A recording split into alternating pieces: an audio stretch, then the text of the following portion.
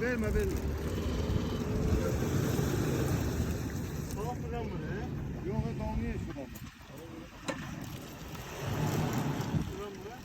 Yo, bu sol teker fırlanır.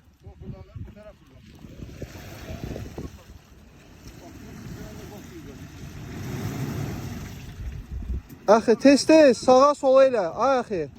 Gel bu davandan çıkar versin. Yok bu yoldan geldi. Ya keçdi, bizi görüp keçdi o yana.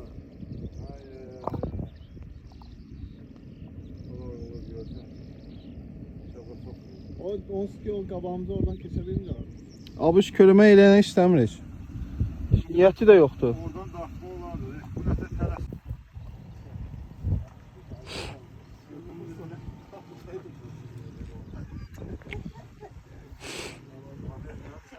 Çəkirsən hə? Yox da var, elə nə var.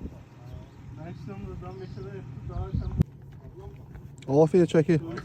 Ha, yok, hadi koptu. Şimdi bunu sakıl elimden kalkıp olmasın kardeşim. Bura keçireceğim onu, bura gelene kimi şeyde saklayın. Peki taşsak gelir. Sen o xalasuya şey attı da ver dalga. O qoparı yer. Oturma ya, yok ya bunun ötürüdür koptu.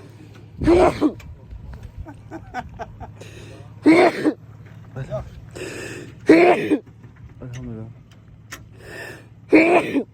Elhamdülillah.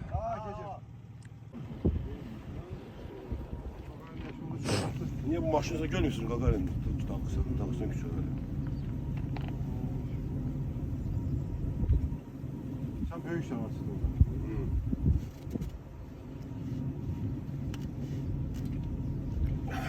Qüvvələr fərqli olsa şey olacaq. Biri uzun, biri qısa olsa qıracaq. Ne olacak olacak. Ax, amma polnu qaz ver ha. Böyle gazı, dördü de koş. Bütün şeylerle veriyor, veren kötü gaz ver. Gaz ver. Sen hiç boş